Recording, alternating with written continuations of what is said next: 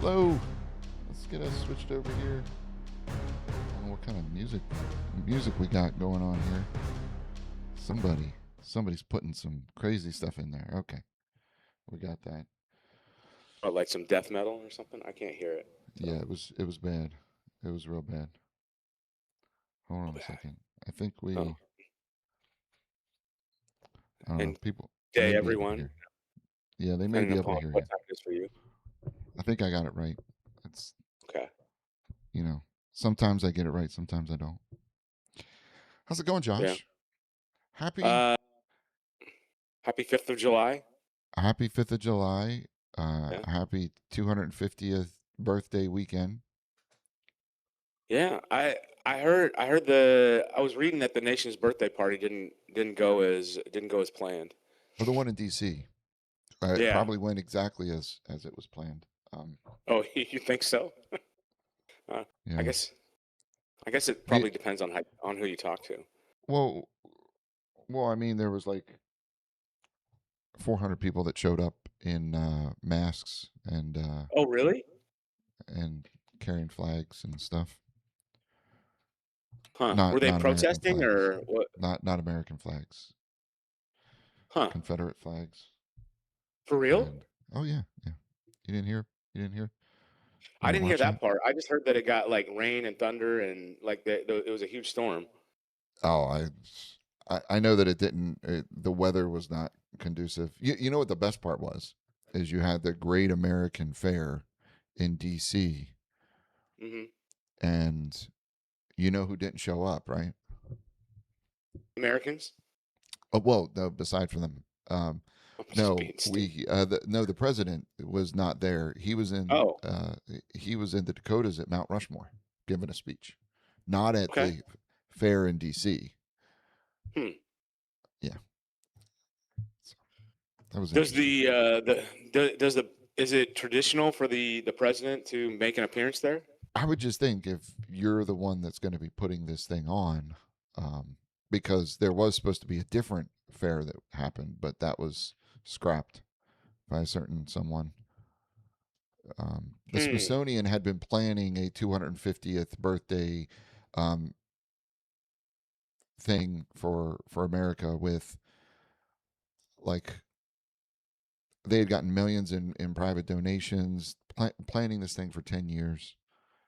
Supposed to be like an America encompassing like all the different fairs from around the states, like Hmm. all kind of come together in DC, and that was all scrapped, and instead they put on whatever it was. But The yeah, Great American Fair. And that's what they called it. Hmm.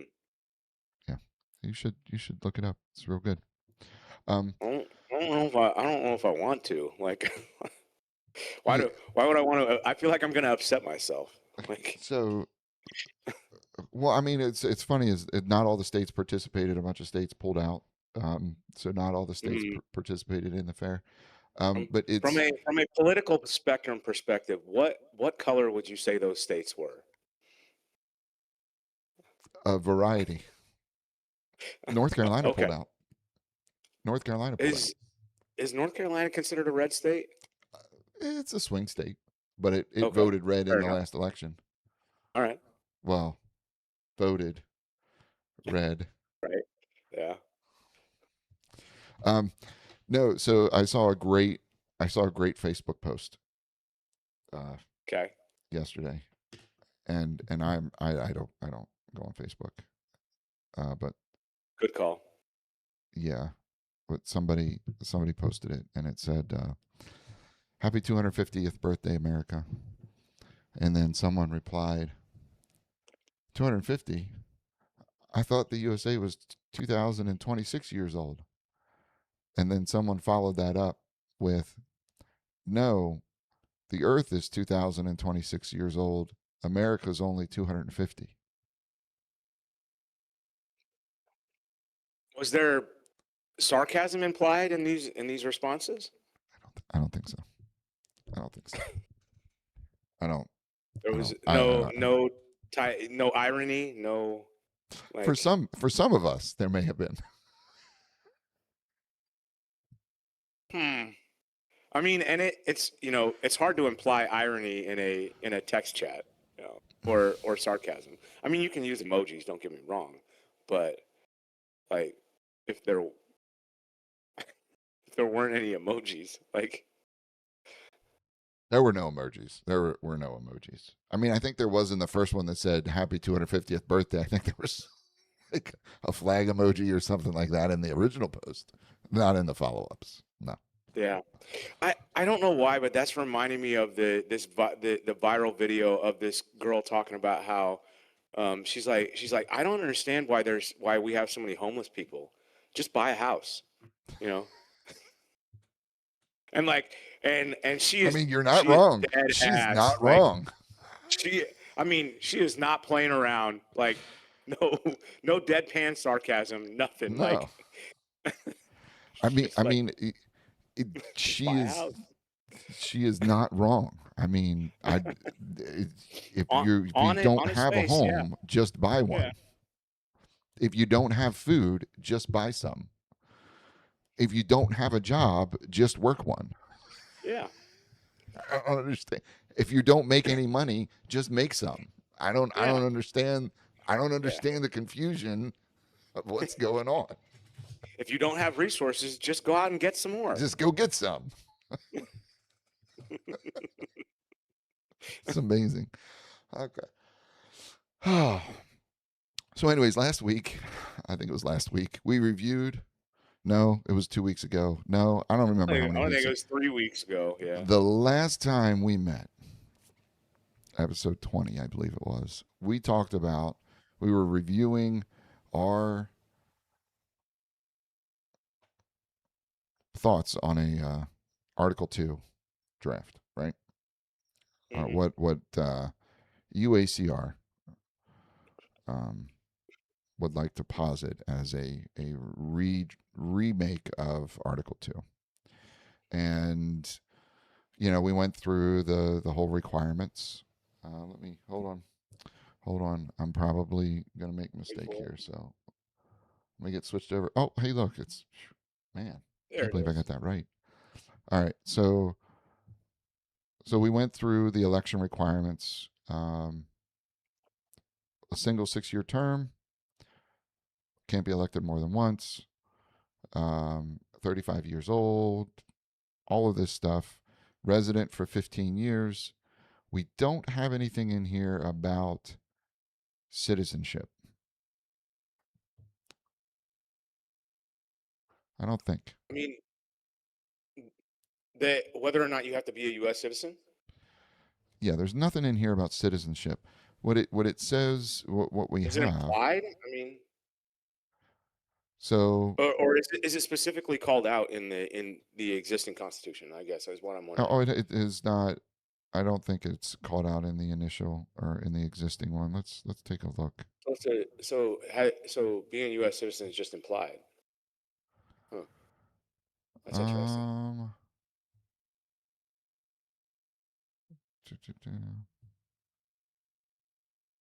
Well, now I'm asking myself, like, well, what if you hold dual no, no, citizenship? no, no. No person except a natural born citizen That's or a citizen of the United States at the time of the adoption of the Constitution shall be eligible for office of president. of this So Constitution. what and I guess one of the reasons being is so in this we have been a resident for at least 15 years. It takes about 7 years to get your citizenship. But you can be a Um, resident for 15 years and not be a citizen, though, right? to an extent, you would have to get visas and all those types of things. Yeah, it'd be a lot of paperwork every year, or however often Yeah. your visa expires, right? So we clarify resident within the United States includes resident in the several states, the federal district, the recognized lands of tribal nations, any territory or possession under the sovereignty of the United States. Resident shall not be deemed interrupted by service abroad in the armed forces. Da da da da da. So there's no specific word that says citizen or Hmm. citizenship. But we had this we had this conversation a while back. Like we could do a natural born citizen if someone is born here, but does that really? I mean, if And, you've lived here for 15 years, if you lived somewhere where for 15 years, I are you mean, not a the citizen only at that point? argument that pops up into my head is like some deep cover operative from an enemy Who nation wouldn't state. be a who if they got a citizenship, they would no longer be a deep cover operative? See, this is the thing about it. It's like what does citizenship mean? I went and took a test. They did a background check on me. Yeah, but I I mean, if mean, somebody really wanted to you get can do a in, background check on somebody and like I mean, but it I don't know. And maybe I'm getting like too into my head and into like I'm trying to think of a good example of a movie or a book where uh, well, we talked no, there about was this with there was this TV show on FX where they did something like this, you yeah, know. we Uh, talked about this with representatives, whether it's House or Senate. It's the same thing, you know. yeah, If people really wanted to infiltrate, I mean, they could just pay them, right? yeah. They could Well, just yeah. literally Well, buy them out. which is literally what we're doing right now, anyway. So, like, I Oh, mean, oh, so you're saying that it's a possibility that I, somebody's brought here, born here, and as a citizen could still not be loyal? Is that what we're? well, yeah. What are I mean? They're loyal. They're most of them are loyal to money and resources that people are willing to give them. Whether they're getting those from American companies, corporations, or or foreign Foreign? nation states, who's to say? Yeah. I mean, I feel like we should start maybe tracking that a little bit better. But like No, no, no, I, no, that's not really no, the no, no. discussion that we're having right now. But Yeah. So that was um, the whole point of citizen being a quote unquote citizen. What does that actually? What does that prove? It proves that you were born on yeah, our soil, right? yeah, I don't think it should be a requirement. I mean, maybe, like I said, maybe if somebody had dual citizenship, is that is that something to argue? Is that even something to argue over though? Like So they had I'm just positing the question. yeah, so they had a parent from a different nation that held a citizenship there, and they were born here to someone that was from here, Yeah, so they have the ability to and hold a dual citizenship. yeah, I think so. Or I Maybe mean, they have to I think you can renounce.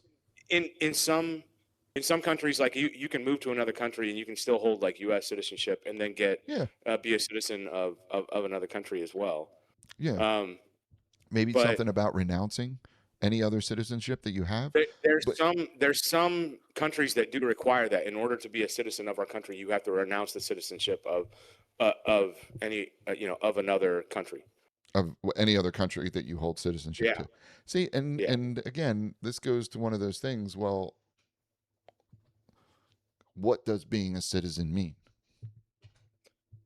yeah. for And people that does it have? make Yeah, not knowing anything else about that person, does that make them any more loyal or disloyal to the country, or more more interested in the prosperity of the United States and its interests?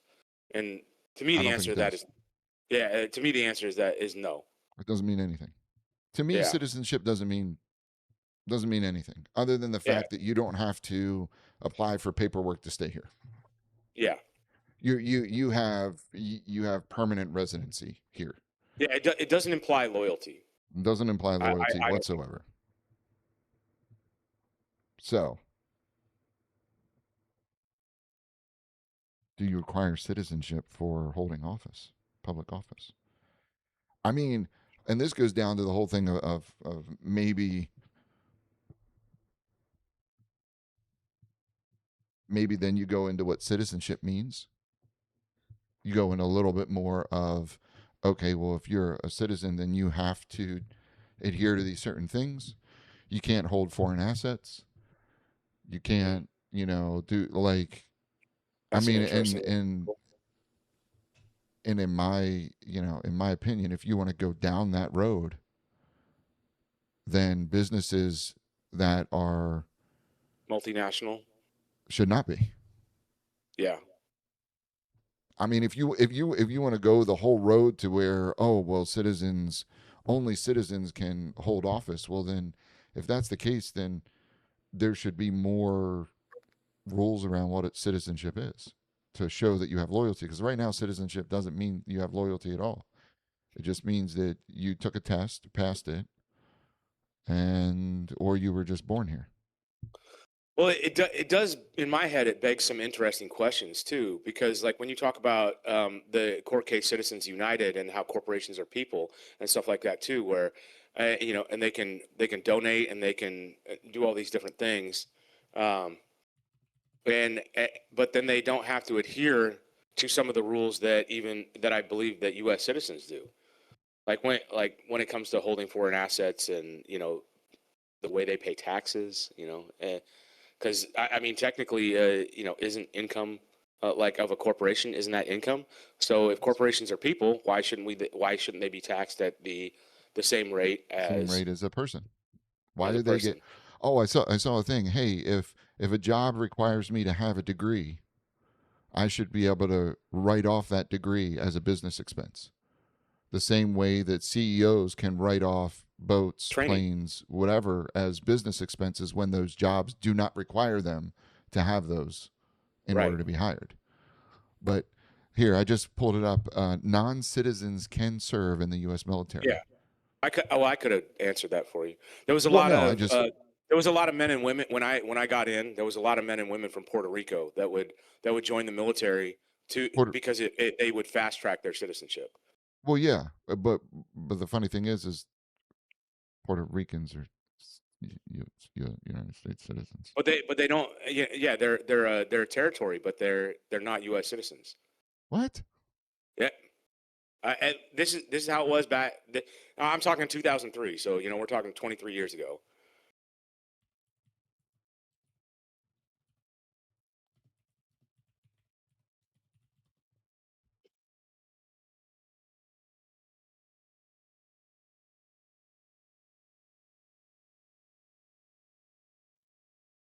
They're Was it citizens when always they're like this? born. When people are born in Puerto Rico, they are U.S. citizens at birth. Ask if it's always been that way. Because, dude, I swear, there was at least 3 or 4 people in my tech school that were like, "Yeah, I'm from Puerto Rico, and I'm not a U.S. citizen." Or maybe I'm just remembering it wrong. I don't know. I was I gonna say I thought they were Puerto Rico are citizens because they're a territory, just like I think Guam and all those places. I was They're hung over a citizens as well. lot in tech school, Which so I mean, which is well, no, but again, they're U.S. citizens, but they don't have a right to vote. maybe that's what it was. I don't. Hmm. Yeah, I So don't know. so It's a, so no, but this a long time ago. this whole thing of citizenship, and it's really funny because I know that they just had the landmark birthright citizenship case, whatever, that was thrown out because Yeah, that one got shot down. I heard. yeah, because it's bullshit. Pardon my I French. don't. Sorry, it's I bullshit. don't. Oh man, I did I it don't again. disagree Crap. with Oh, it's bullshit. I can't stop. you. Yeah. Um, no, no, the whole thing, and it's really funny because Tell us how you really feel, Matt. because it's only applies to certain people. People that come over here and have quote unquote anchor babies. Like Yeah. I don't know, the president. So or sorry, the first lady. My fault. Or Yeah. like the three other kids that they had that were anchor babies. I mean, sorry, no, man, I keep getting it wrong. Oh, that's harsh. People that come over to this country and have kids and aren't citizens, like Yeah. I people get it. that are I, in I'm places I'm of picking up what power. you're putting down. The the You irony know, of that situation is not lost on me. so it's one of those things where it's just, let's overturn birthright citizenship. Okay, well, then that means that everybody that is here needs to go through citizenship. Um, like, what is their path to citizenship? Yeah. I Oh no, well, I was born here. That doesn't mean you're a citizen. Birthright well citizenship's gone. yeah, and if you start following that to its extreme, like it gives it, and I don't know, maybe that was the plan, is that you can deport anybody out of this country that who you don't like, and or who says Correct. who says things 100%. that you don't like. Whatever. 100%. No, no, no. Does That's what things. you're not wrong. That's what it was. It was 100% what it was. Yeah. Oh, we don't care if you're born here. We can deport you.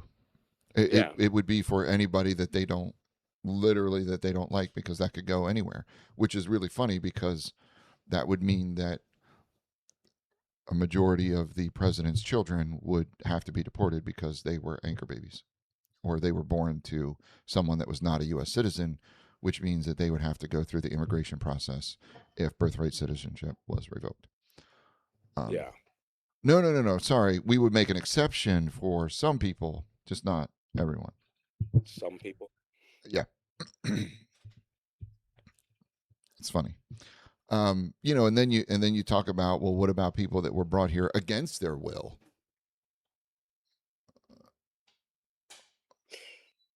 Yeah.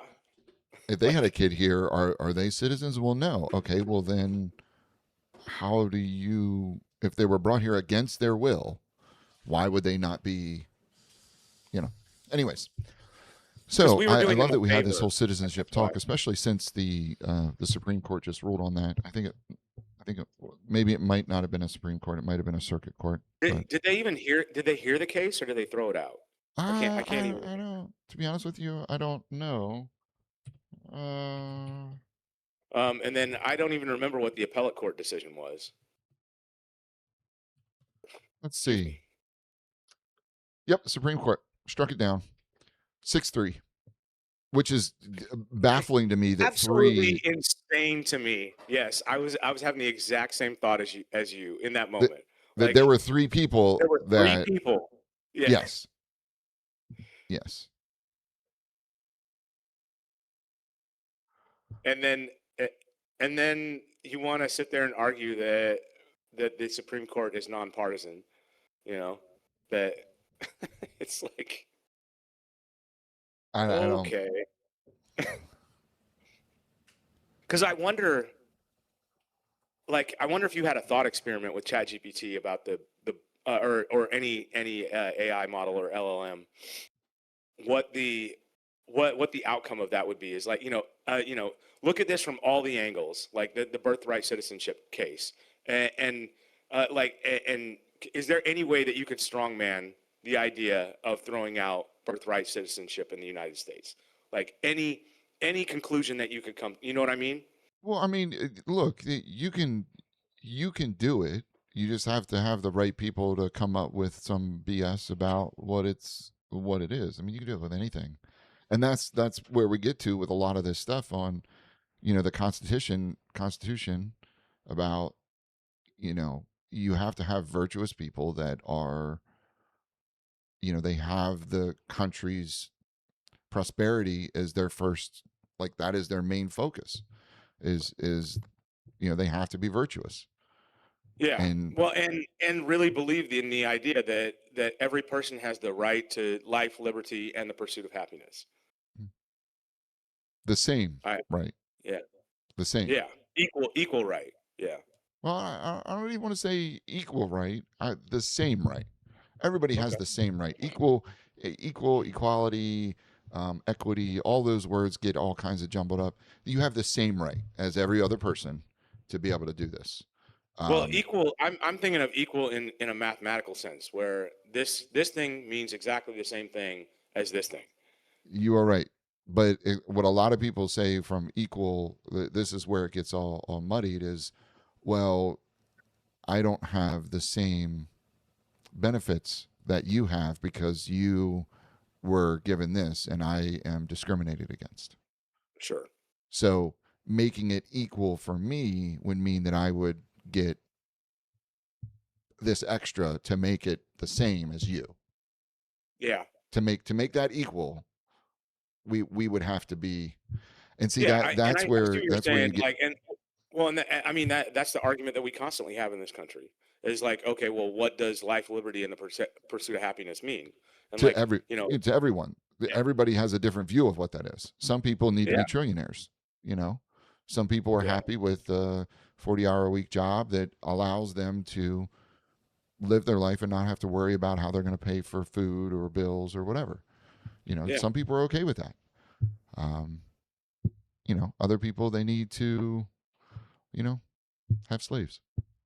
That's their right to their pursuit of, you know, life, liberty, and the exactly. So those are the Exactly. Yeah. exactly those are the differences. Um,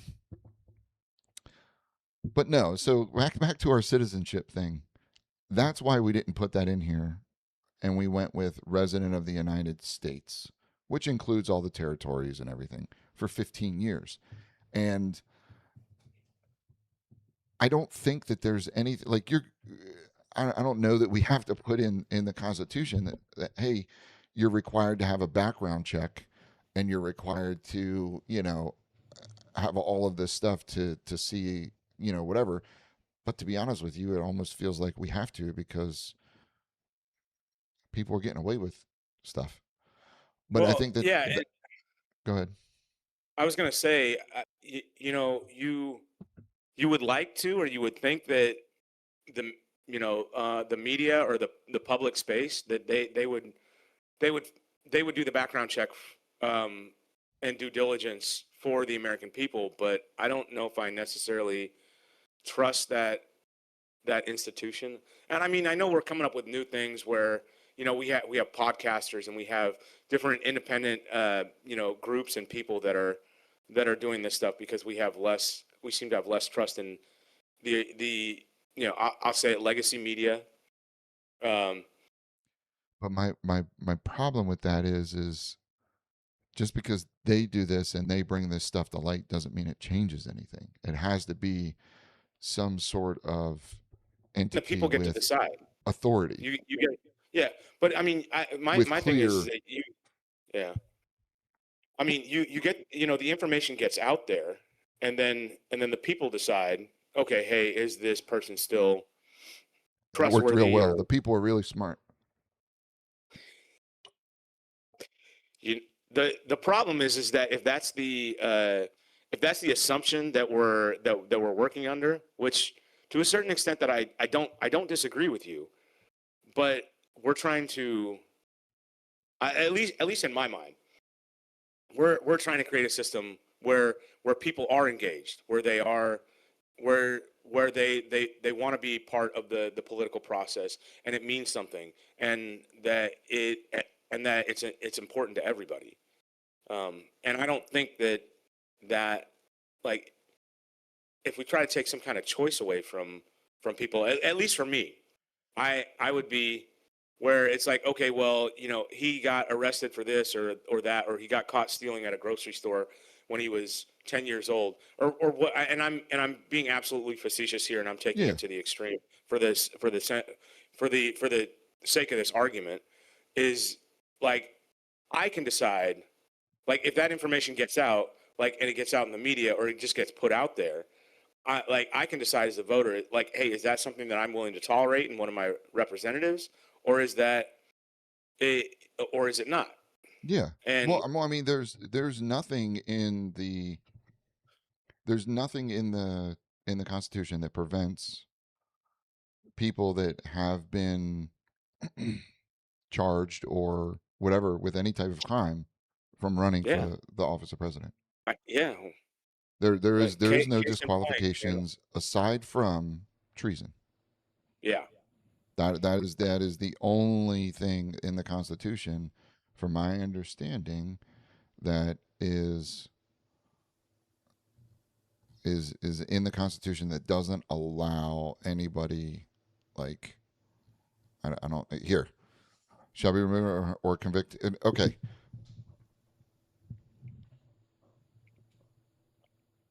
yeah, shall be removed from office on impeachment for and conviction of treason, bribery, or other high crimes and misdemeanors.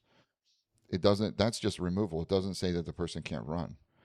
right, So that's there's nothing that disqualifies that person. There's nothing that says, hey, if this person has been convicted of something, they are not allowed to run for office. It doesn't. There's nothing in the Constitution about that. yeah. So Well, I guess my thought was if we were to do something like that, where there's a background check, or let's say you have to go through the same process where the background check is like getting a top secret security clearance. Yeah. Um, You have to be able and to you have pass getting a top secret security clearance to be the to president be of a the United States, representative or president or commander in chief. or a senator. Yeah. Yeah, well, I mean, you would think that if you're the commander in chief of the military, getting a top secret clearance would be one of those things that you would be required to be able to pass. Yeah, but and I don't know, but I think we've talked about this before. But like, I mean, the fact that you know that one of our last two presidents had classified documents sitting in his garage, and then another one had it at his private residence, and went so far as to refuse to turn those documents over. Um, and and if that person were an average citizen, an average American, or a person in the military, or even a DoD contractor, they'd be in jail for the rest of their lives. Correct. So, Because that would be I a mean, high crime against the country. right?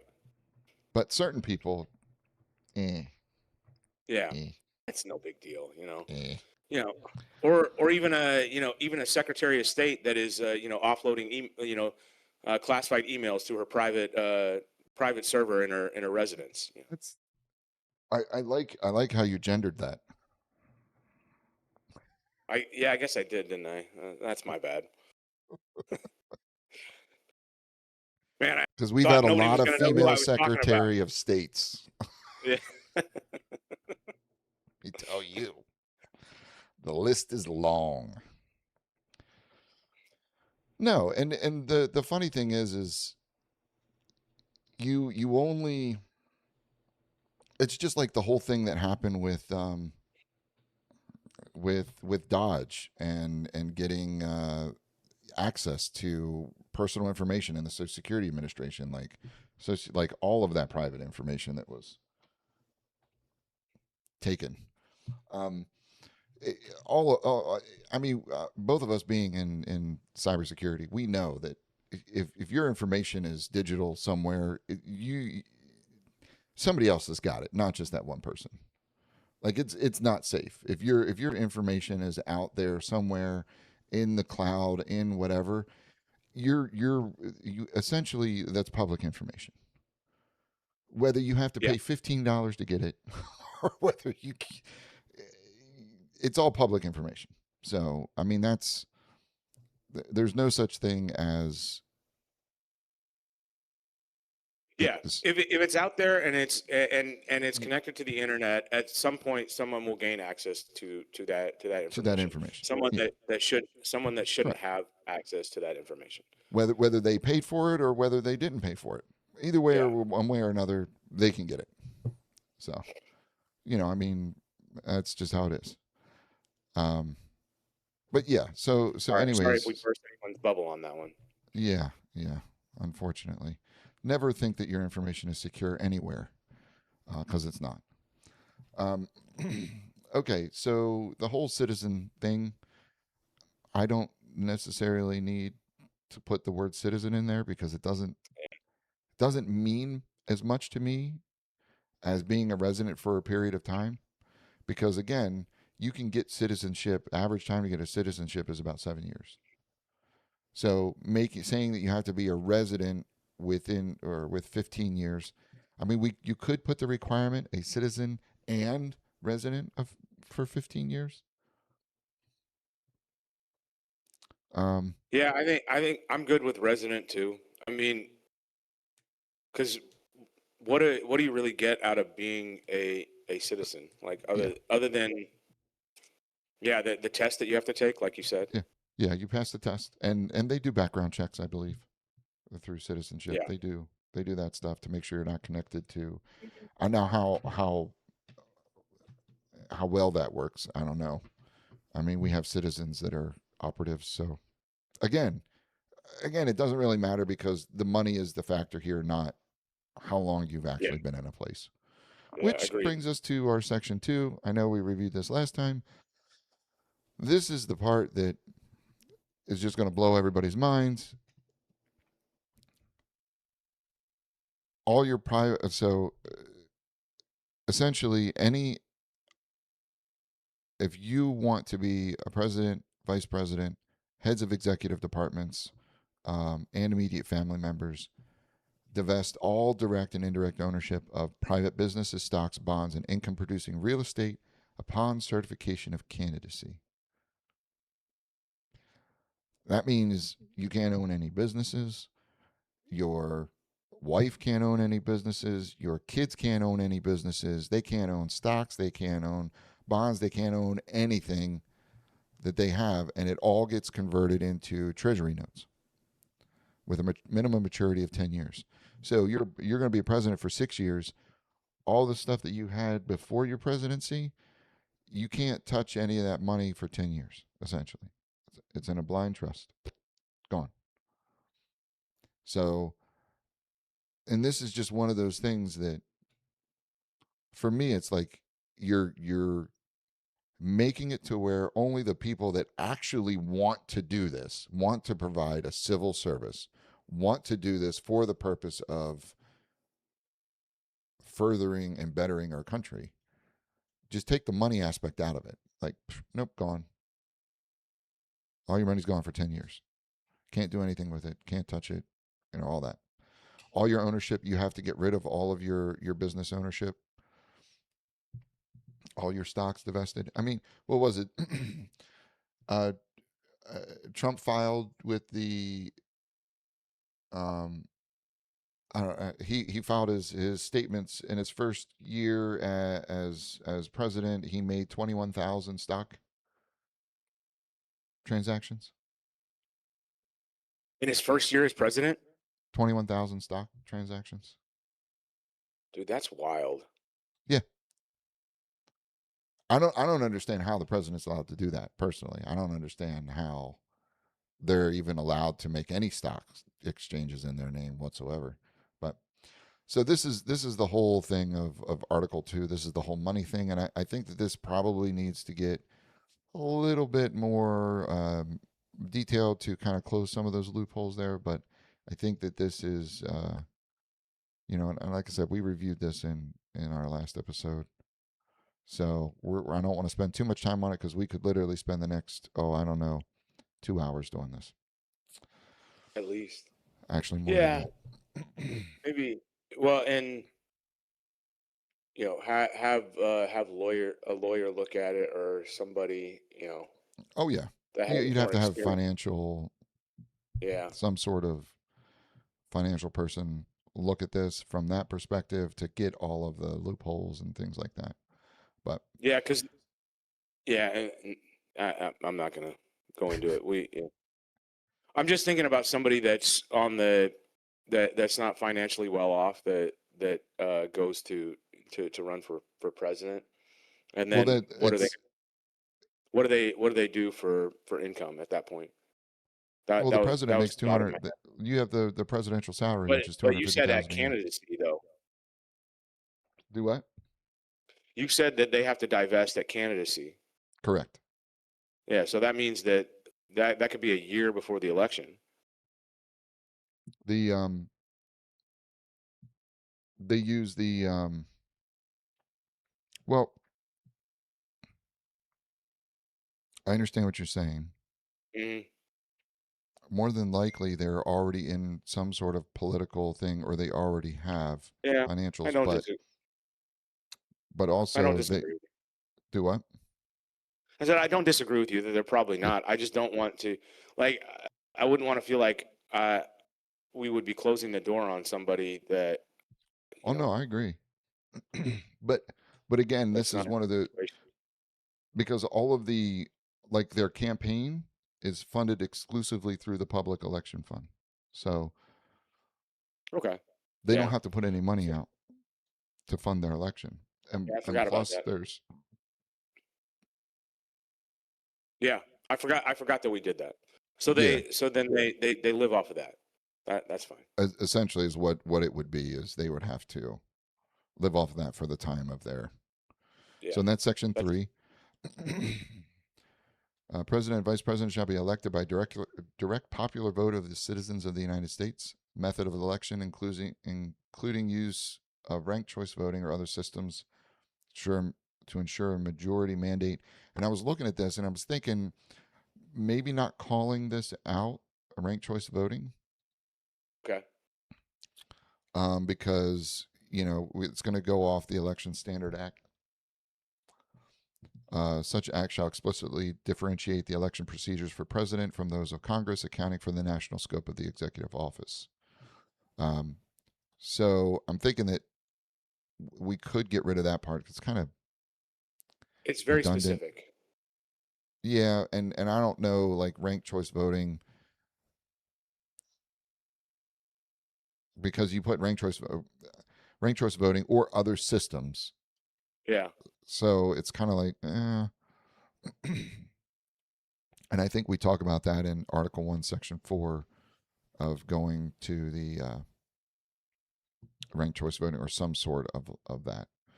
Campaigns for president shall be funded exclusively through the public election fund. No private donations, corporate court contributions, or funds from non natural persons shall be accepted by any presidential candidate, campaign committee, or the public election fund itself. All qualified candidates shall receive equal appropriated funding from the public election fund determined by law to ensure a level playing field. Unused funds shall be returned to the public election fund within 30 days of the conclusion of the campaign. To qualify for public funding, a candidate must demonstrate grassroots support through verified signatures from a minimum number of registered voters distributed across a minimum number of states, as determined by the Election Standard Act, to reflect the national character of the office.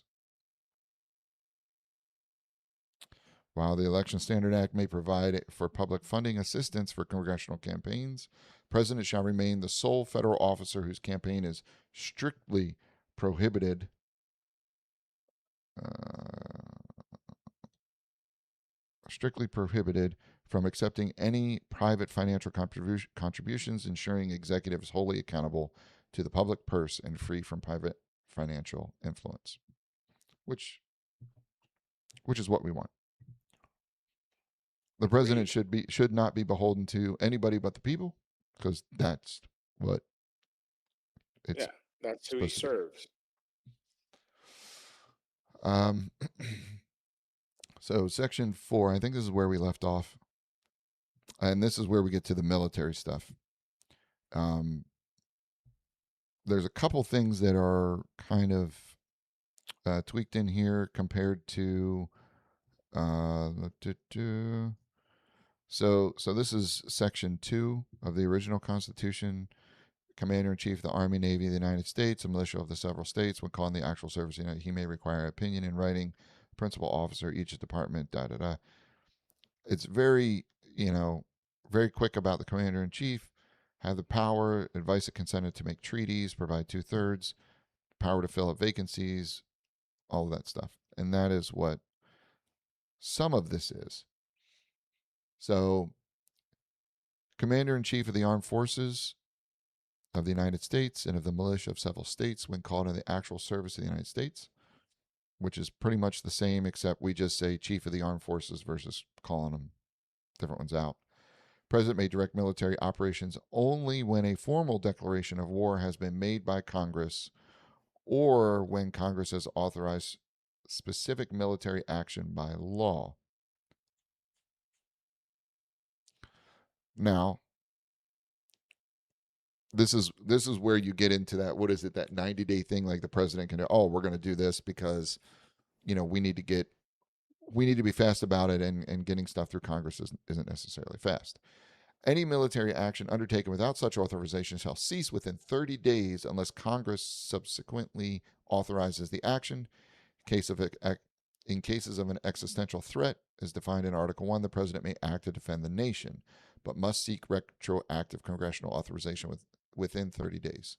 The armed forces shall not be used within the United States for enforcement of criminal law, except when ordinary means of law enforcement are manifestly incapable of keeping order, and any such use may be disapproved by either house of Congress by a majority vote.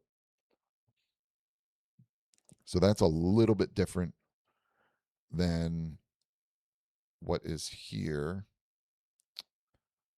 Because I don't think, I don't think that there's anything in here about him being able to use, or the president being able to use, military force. Mm. within the states. Like that is something that was not in the original Constitution. I don't. What are your thoughts on that?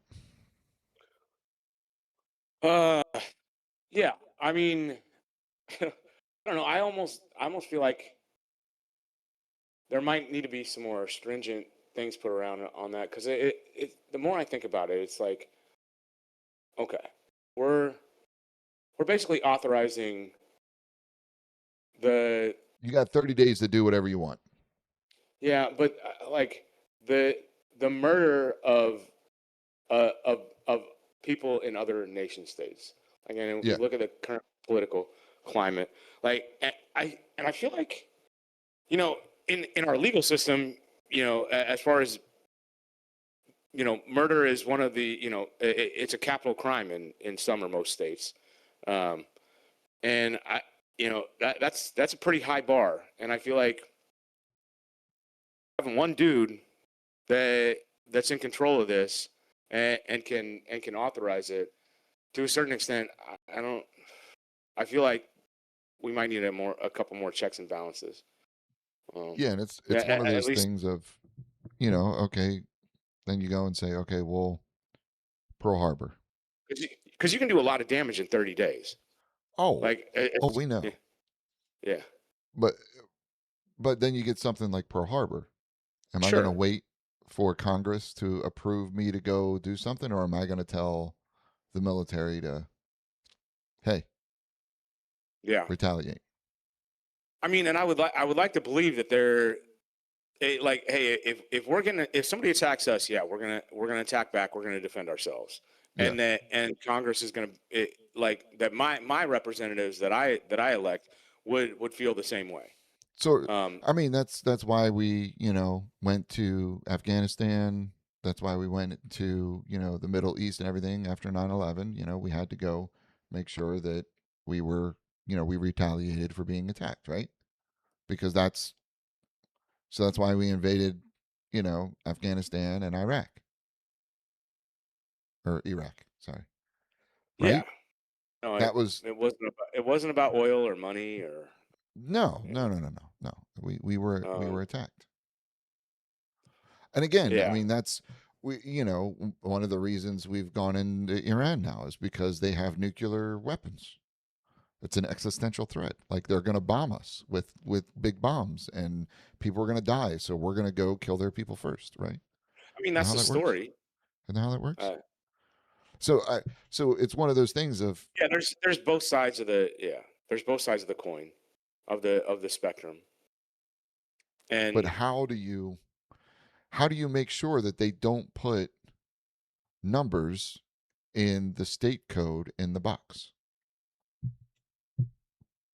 wait, you're gonna have to expand on that. I'm not understanding. When they're filling out a form, when a person's filling Mhm. out a form, how do you make sure they don't use numbers in where they're supposed to write the state and it's supposed to only have letters? Oh yeah, well yeah, you apply constraints to the Okay, well, how do you and how do you air apply checking. constraints to the use of military action based on what some perceive as an existential threat? I mean, look, Well, and so I mean, like I said, that's my thing too. Is that it's like I should they have 30 days to just do whatever do like should that person have 30 days to act with impunity and to possibly wreak havoc well, and chaos for those well, 30 days and endanger American lives as well at the same time. absolutely right. And uh, I don't know, man. To me, the So it should answer only have a is week because you can't do a lot of damage in a week, I don't know. I like right? I mean, a week, that's you can't do yeah. anything in a week.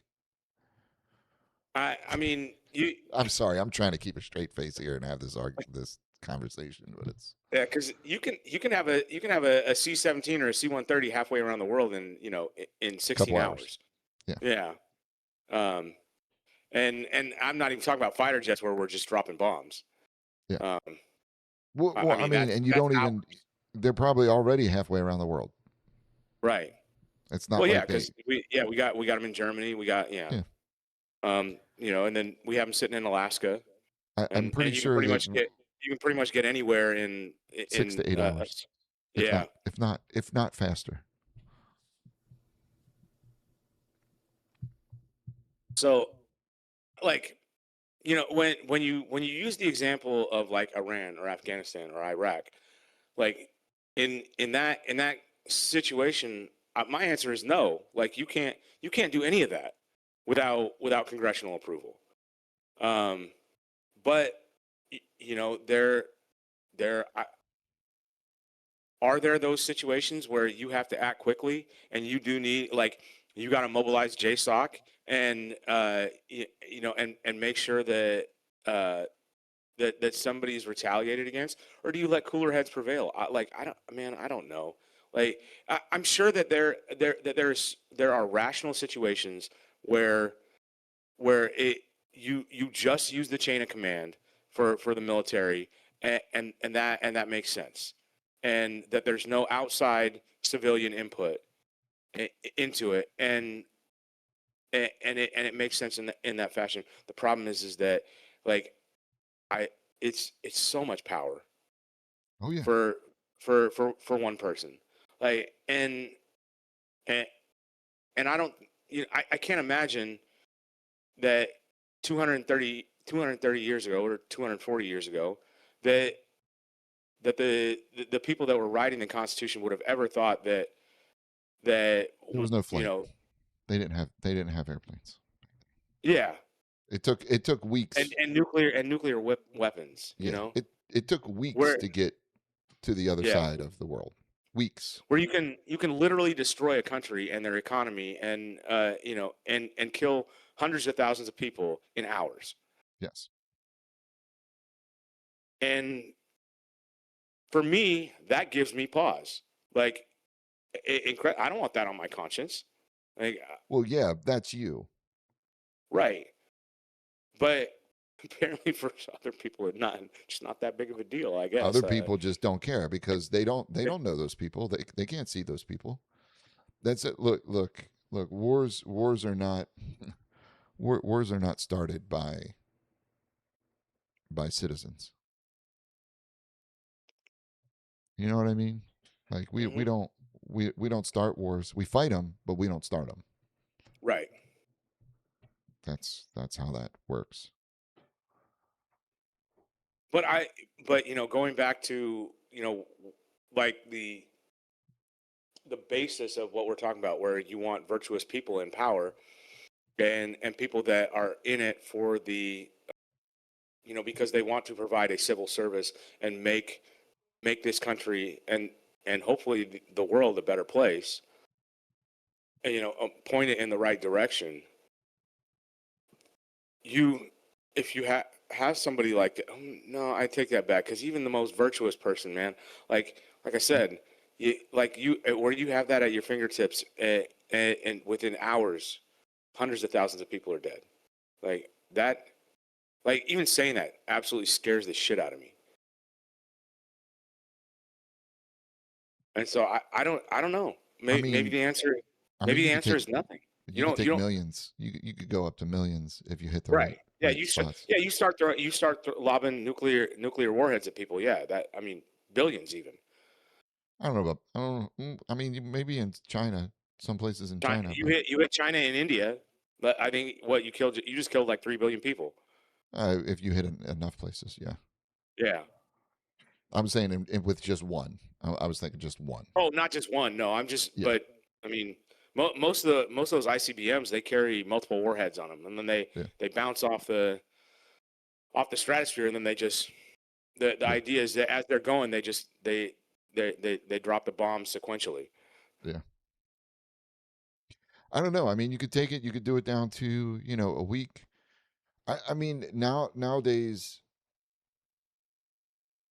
if our system wasn't so quote unquote archaic, and having to get physical people into a physical building, and oh well, great grandpa over here, it takes him 20 minutes to walk up the steps. Yeah. I mean, it's one of those things of, well, should it be, any action, any military action taken by the commander in chief of the armed forces has to be approved by a body that makes laws? Yeah, and then you just add a whole level of civilian bureaucracy to the military, and then even less gets done. And um, What are you talking you about? know, There's no you civilian bureaucracy in the military. I don't know what you're talking about. Civilians I don't mean, I have any interaction with the military. They're a completely separate entity yeah, that gets free health care and free education and, you know. well, Oh, they do sorry. get those I'm things. sorry. I was thinking of a socialist country. I'm sorry. I apologize. We don't do that. Yeah, that's your bad. My bad. We don't Yeah. we don't do that Um, for our citizens. I don't know, man. I like. I'm sorry, man. No, you're I'm good. I'm Like, feisty today. Um yeah, a little bit. yeah. Well, Yeah. happy birthday, America. Yes, happy birthday. Um no, but the it's funny for the from the military perspective of, okay, well, they need to have their freedom to be able to do the things that are necessary, that in order for us to protect our freedoms. Well, what exactly is necessary to protect our freedoms? Dropping bombs on schools? Yeah, of Yeah, course. We need to bomb those kids and they need to die so that we can protect our freedom, America. Woo. yeah, Because they're going to yeah. grow up and they're going to be, people that will try to kill us. Well, I mean, it goes back to the movie that came out after I think after we invaded Iraq. The Trey Parker and who's the other guy from South Park? I can't think of his name. But America World Police, the one with the puppets. I mean, absolutely ridiculous, but they had a point. Oh yeah, no, Yeah. that's one of, just like you said, it's scary that they get 30 days to do whatever you want. Like, you have no accountability for 30 days, Yeah. Well, and there's literally no accountability in that either, other than an impeachment and possibly which could um, take and weeks to and and, months. and in these days doesn't happen at all because it all goes down party lines and Correct. you know no nobody's looking at this. Oh, were you immoral enough in this situation to be facing impeachment and criminal action? Because it's like, oh, my party, my party. Well, I mean, one person was impeached for some stains on a dress, but, you know, it's okay to rape kids. I'm sorry, did I Yeah. say that? Man, Well, I mean, I'd like to believe that he was impeached for lying, but we know that's not true. no. I mean, in Um, the best possible sense of it. yeah, I mean, But yeah, I get what you're you saying. get somebody that you forced to resign because they were recording things, but you get people that are doing other things, and it's like, oh well, that's just what Right. people with money do. All right. If that's true, I don't want money. Yeah, right. Um, so do you change it to 30? Do you change to 30 days? Like, what's Maybe, the maybe a week then. I mean, because like how difficult seven is it days? to well, okay. So how difficult is it to hold a session of Congress, even How if difficult? even if Well, I mean, Congress that is depends on who you're asking. right? Are you asking Uh, the current, the current speaker? Are you asking the current leader of the Senate? I mean, what in, are we talking about here? They could be on vacation, man. They could be out of, they could, in in today's day and age, and like talking about telecommuting or holding a teleconference, no, or but you so, don't, something. but you can't do that. You have to meet in person in the chambers. Yeah. Uh, so I don't know. Maybe we change that. I mean, especially for acts of war, for military action, or you make it a subcommittee, like the at the very least they have to get the subcommittee's approval. I I don't know. I'm just throwing Who's it the out. subcommittee though? I think that well, it would get decided by the way any other committee forms in the House of Representatives or the Senate. And I think half of it has to come from one party, and the other half. Also, Um, we're going to make sure it's set for two parties. We're going to keep the two-party system. no, I'm just saying how it's currently set up. Oh, I know. No, it's one of those things of it's okay, and it's Congress. It's not the Senate. The Congress has to authorize action. Okay. So do you? I mean, I would even say the Senate rather than the House. The House is the Yeah. representation of the people. The Senate, the representation of the states. I think the states should be the ones to determine, like, to authorize military action because it's going to affect the states more so than the people, but maybe not. I mean, it's going to affect everyone. Yeah. But getting 50 people together is a lot easier than, or sorry, 100 people together is a lot 135. easier than 400 and I don't know how many. So I don't know.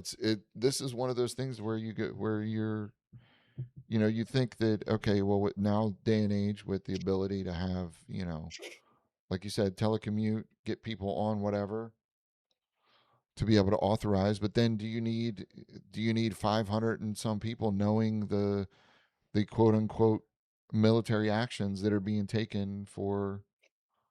I don't think they need to know the individual military actions, but they can get the 30,000-foot view of, hey, here's what we're doing, and here's why, and here's what happens if we don't. I mean, it's not like you got the military people putting stuff in a group chat with, you Yeah. know, They don't need to. Yeah. That, yeah. I caught that after the fact. um, they don't. Hey, well, Signal is a secure chat app. Okay. You know. I mean, as long as you know who's in the chat and it's not Right. a journalist. Come on. But he had the same name as one of. Yeah. Totally. Oh my God. Well, and not to mention that Signal has the chat stored somewhere. Like, I mean, so there's that too. Like, Oh yeah. um, So so I and like, mean, and how we just discussed that data at rest is not secure I for mean the most part. we haven't had that conversation before. Yeah. So Um, so I mean, is a time frame a good test of, like, okay, yeah. so you do 7 days. Okay, so I mean that still gives them plenty of time to get in, get out of certain things, and then Yeah, because if it's going to be longer than that, I feel like there needs to be a broader conversation. There needs to be a discussion with more than one person. so That's seven my thought. days, Yeah. seven. Yeah. Okay. There needs to be more than one person and more checks and balances involved in the idea of like, hey, should we keep doing this? What's the existential threat? Like, what happens if we don't do it? And what's the cost? And I feel like more than one person should be deciding that, especially when you're talking about human lives Yeah, I think and we're ways of life and livelihoods. I think we're to the point now to where things happen fast enough that we can shorten the time frame that this stuff has to happen. I mean, Yeah.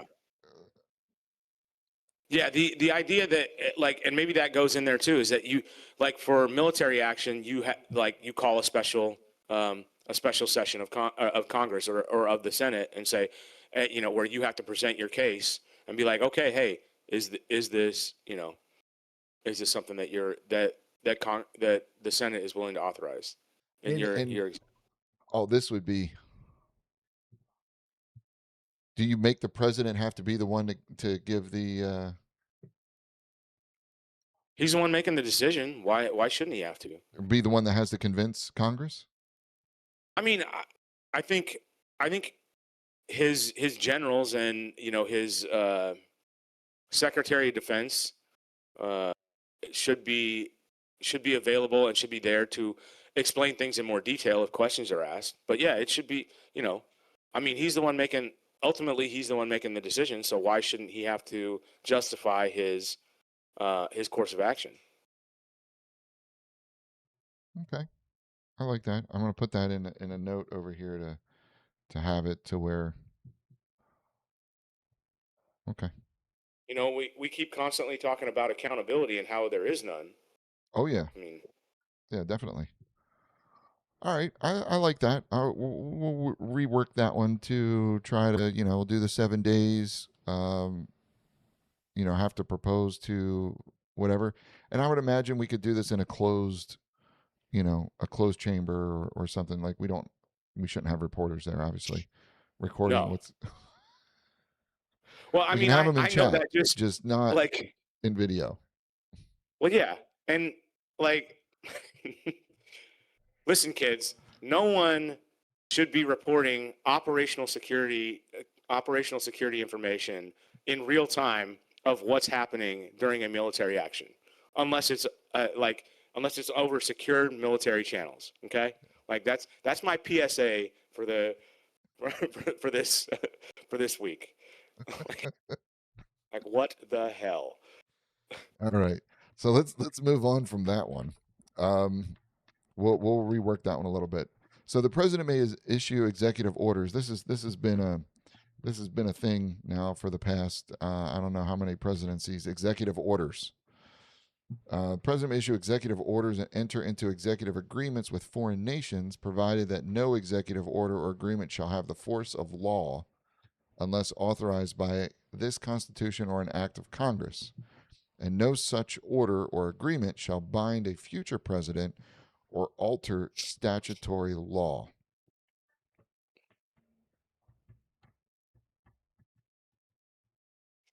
What did it say anything in the original about this? I'm trying No, to remember. no, no, no, Yeah. Okay. no. It just says Breeze Parzino accepting he shall have the power by the events to make treaties. He shall nominate the vice and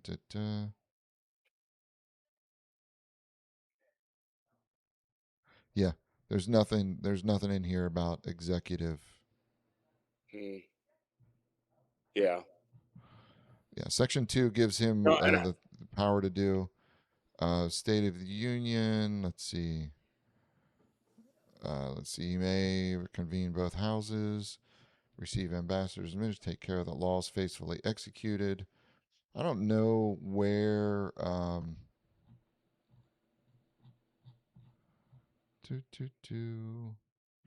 Where does the executive orders? I don't think it's in the Constitution. I think you're right. Um, here. They're not explicitly mentioned. Instead, the authority stems inherently Article 2, Section 1, executive vesting, and Article 2, Section 3 grants the president all executive power, making the president head of the executive branch, providing the foundation to direct government staff and operations. And Section 3 take care that the laws be faithfully executed, granting them the discretion to instruct the. So executive orders, and that's the thing that they're meant to go to the executive branch, to the people that are Right. carrying out things. So I think that, like, when it comes to certain stuff like the birthright um, citizenship executive order, like, buddy, you don't, you have no power here. Yeah. It's like, that's one of those things. But the executive order, it stemmed from them, like, hey, I am directing the people in the executive offices that they need to do this. So, and that's where this whole line, no executive order agreement shall have the force of law unless authorized by the Constitution or an act of Congress, because they are not laws, they're orders, and they can't be upheld as laws. No such order or agreement shall bind a future president or alter statutory law, which makes sense. You can't create an executive order that alters a law that's been written by Congress, because they're the ones that write the fucking law. All you do is execute the law that they've written. So Yeah. you can write in my head, you can write an executive order to interpret the law that's been written. Like, hey, this says this, so you need to this is the way that this should be interpreted. I can see that. And then if Congress is like, no, no, no, no, no, no, no, no, no, that's not what we meant. Okay, we'll go rewrite it. Yeah. Executive No, yeah. orders, yeah. I mean, And yeah, this when we were talking about this, yeah, we both came to the same conclusion on this, where it's like executive orders have gotten way out of hand, oh and yeah. uh, Well, where you're just it's ruling by fiefdom. Like it's yeah, my if that if we're gonna rule by executive action and executive order, we might as well just have a king. correct. Executive orders shall have no force of. Okay, I already said that. No executive order that has expired or been withdrawn shall be reissued, renewed, or substantially replicated in purpose or effect without congressional ratification. That's so that you can't just keep writing executive orders one after, like, Well, and it's like every 4 or 8 years when the way things have gone, at least for what the past 30 years, like you have this huge list of executive orders that get repealed, and then a huge number of them that go out different because of the presidencies. part. Yeah, yeah, Yeah. Hey, I don't want it that way. Nope, we're getting rid of everything that they said. We're doing it. We're doing it differently. We got to rewrite everything. yeah. It's like, what? And that should be the decision of the people, not one person. Well, I mean, and that's the whole point of, hey, 90 days. You got 90 days on that executive order. Like, Yeah, that's it.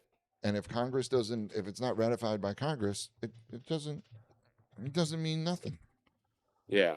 You can't enforce it. This prohibition applies to whether by a single order, by a series of related or coordinated executive actions, including any directive, order, memorandum, proclamation, or other instrument by which the president or any executive officer exercises authority. All executive orders shall be subject to expedited judicial review and may be overturned by a joint resolution of Congress, subject to presentment. The Attorney General shall have standing to seek immediate declaratory judgment in a district court of the United States for any alleged violation of this clause. So the AG has the ability to take one of those, if this has been violated, has the ability to get judgment immediately. It basically gives the attorney general the ability to go into court and not have to wait.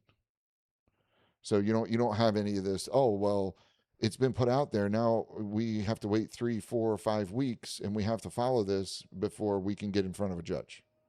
Yeah, Like if it's bad enough, no, no, no, no, we're going right now, and we're gonna like within yeah. We're hours. we're working this out like Yeah. immediately. So this takes care of a lot of those executive orders. That's what this whole executive orders, executive agreements. That's the whole paragraph here in section 4. Um, I don't think that there's too much that needs to be changed in here.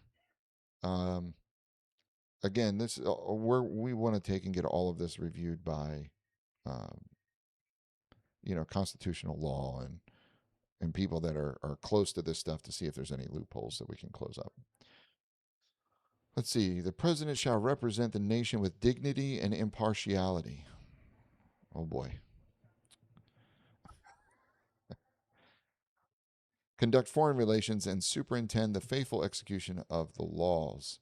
President shall not direct the prosecution or non prosecution of any specific person or matter. Such decisions shall remain the sole discretion of the Attorney General and relevant independent officers.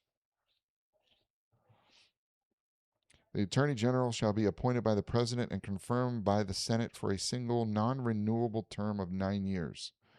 The Attorney General may be removed prior to the expiration of the term only upon finding, subject to judicial review, of incapacity, gross misconduct, and conviction of a felony or a material violation of duties. No removal shall be based on prosecutorial decisions made in good faith. Removal may be initiated only by the President or by resolution adopted by a majority of either House of Congress. Shall take effect only upon approval of 2/3 vote of the Senate. Okay. So there's this whole thing in here about the Attorney General. So the Attorney General is the highest lawyer in the country, essentially, highest prosecutor in the country. Right. Right? They're the highest officer of the court. So, and usually they're appointed by the president when the president takes office. I believe is the way there's nothing in here about the it there is, let's see, he shall appoint ambassadors, ministers, consuls, judges to the Supreme Court and all other officers of the United States whose appointments are not hereinwise otherwise provided for and shall be established by law. But Congress may by law vest the appointment of such inferior officers as they think proper. There's nothing in here about the Attorney General because, of course, I don't think that was much of a thing back then. But anyways, this is just, a single term of 9 years. Presidents only last 6. So there's overlap there. Um, and then they're appointed, and then they last for another 9 years. But I don't know if that makes sense because I could literally take an entire presidency. Like a president Yeah. could,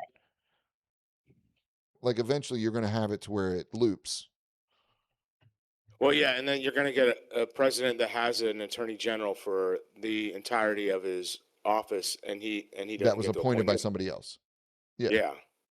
but I don't know if I necessarily see anything wrong with that, though. I mean, again, this goes back to, and to be honest with you, this whole confirmation by the Senate.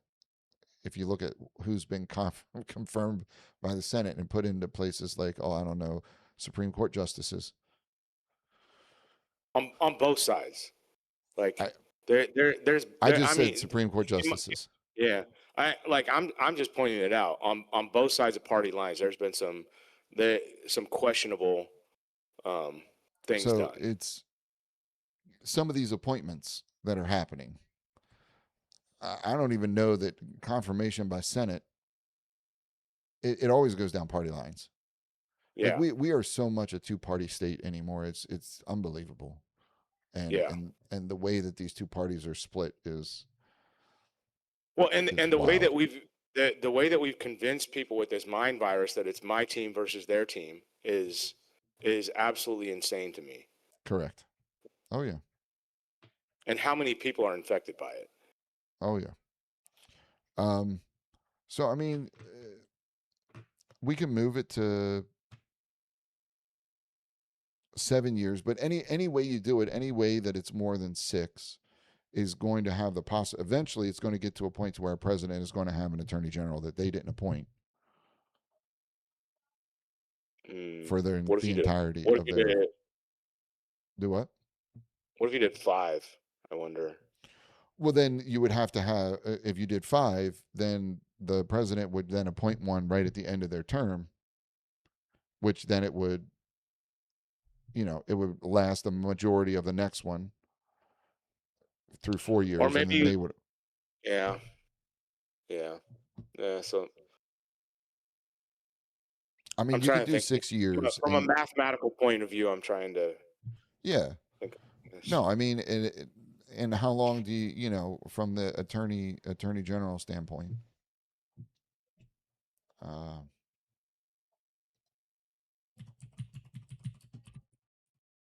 Yeah, I don't know. Plus, I was just thinking in my head. I was like, man, 9 years is a long time to be in charge of uh, of the legal system for our entire country. Now, granted, there's other appointments and there's checks and balances inside of that, but still.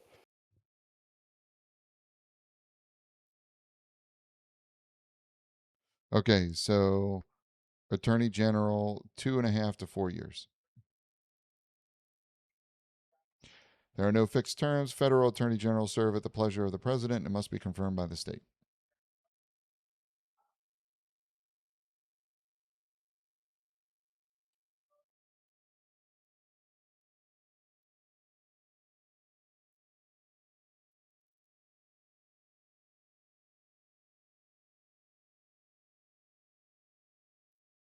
Yeah. So Well, it's one of the. and I wonder though, why not make it an elected office? Well, I was even thinking you could take it like the attorney general is. You could take it out of the president's purview and move it under the Senate, or Yeah, because move it to personally, Congress. like in my mind, I do not like the idea of the Department of Justice being part of the executive branch. This is one of those things that, like, Just on its face, oh I yeah, just no, don't like. because that gives the executive branch power over the interpretation of law, like Yeah, from a legal standpoint, from a judge standpoint. So taking and actually having the separation of powers between three branches, like, but then what do you do? Do you give it to Congress because they're the representation of the quote unquote people, the ones that are making the laws, and yeah, then have them elect people to run for. Do you have a nomination committee for the judicial branch? Do you have a separate group of people that are in the judiciary that nominate? Sort of like what the Catholics do with the Pope.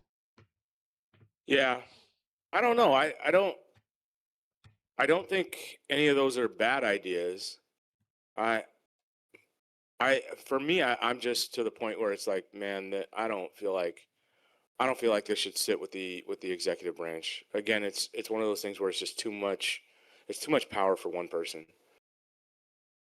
Um, So, well, I The mean, but the thing is it's supposed to be a check and balance because the president nominates and then the Senate is the one that validates and confirms. So there's right, your but like check and balance. yeah, and under a system where people were acting in good faith, I'd say yeah, okay, great. Like I don't, what could go wrong? Um, Nothing. Nothing yeah, could go wrong. Um,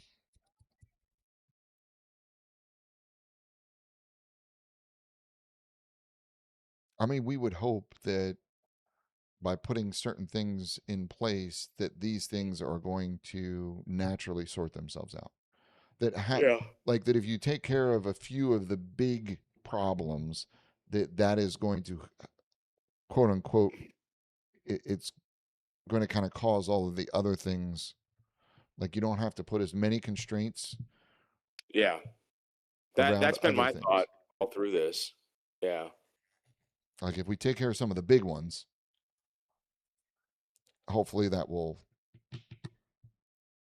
make the other ones sort themselves out. yeah. But I guess when you currently have a Department of Justice that has been used as a cudgel, Yeah. um, from one party, from one party switching power to the next, to beat the other side over the head with, um, then I we have a problem. Yeah, Oh like, yeah. I- Well, I mean, and also another thing, like if we even go back to this part right here, the attorney general has the ability to basically challenge an executive order. What attorney general that's been appointed by the president is going to challenge what the president says? none of them. If I gave you that job, I can give that job to someone else, Right? right? Yeah, because yeah, as soon as you challenge them, you're like, all right, you're fired. Yeah. Bye. Well, and that's the whole thing confirmed for a single non-renewable term of 9 years. Yeah. I mean, we could do 3 years. I mean, the average right now was 2.5 to 4, so we could do 3 years. I mean, that would be somewhat of a term, And So the longest and that then it's going to be is 2 years out of a term.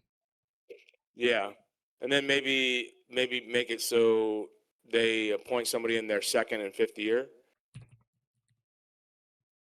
Well, I mean, they're going to do it like whoever starts it, it's going to start on like when they get in. and then they're Okay. going to have the 3 years, and then they have to appoint someone else. Gotcha. Yeah, after 3 years. Okay. Yeah, no, I kind of like that.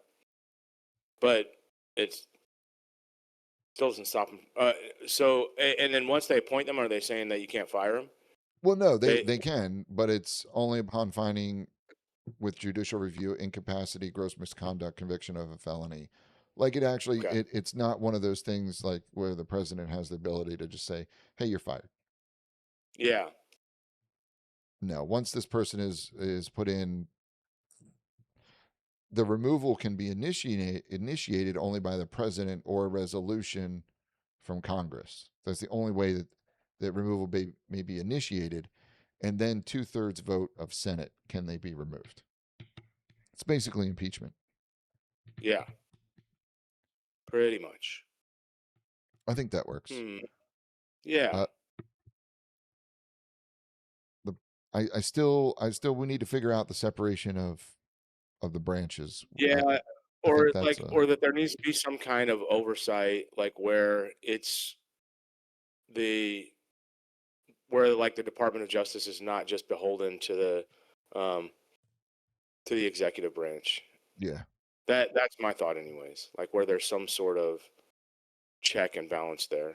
I It's think just I think when we get to that, which is the next section, I think that we can. I think there's the some things Supreme that we'll be Court. able to do. Yeah, we'll be able Okay. to figure that because I don't. Yeah, we have it in here, judges of the Supreme Court in Section 5, but I think yeah. So there's a thing down here. We'll get to that. But the Okay. president shall deliver a written State of the Union report to Congress recommending such measures as they shall judge necessary and expedient. Congress shall hold a vote on the president's primary recommendation within 60 days of delivery. So, Yeah. And then don't forget to add that State of the Union is stupid. oh no, that's the whole point I know. of I just wanted it to say it. Like, just want to come out that's the and whole say point it. of the written. Yeah, I know. Yeah, yeah. Get rid of that dog and pony show. We got Yeah. enough of that. Yeah. So, Section 5, the president shall have the power to make treaties, provided 2/3 of the senators present occur. The president shall have the power to exit treaties, provided 2/3 of the senators present concur, or as provided by the terms of the treaty itself. No treaty or international agreement shall enlarge the legislative power of Congress beyond the scope of this Constitution, nor shall any treaty be enforced as domestic law without enabling legislation enacted by Congress. The president shall nominate, and by and with the advice and consent of the Senate, shall appoint ambassadors, public ministers, consuls, judges of the Supreme Court, and all other officers of the United States not otherwise provided for. Nominations for Supreme Court justices and the Attorney General shall require a 3/5 vote of the Senate for confirmation. Yeah. I So like that's that. going to that's your party line right there Yeah. because it requires 3/5 instead of, Yeah.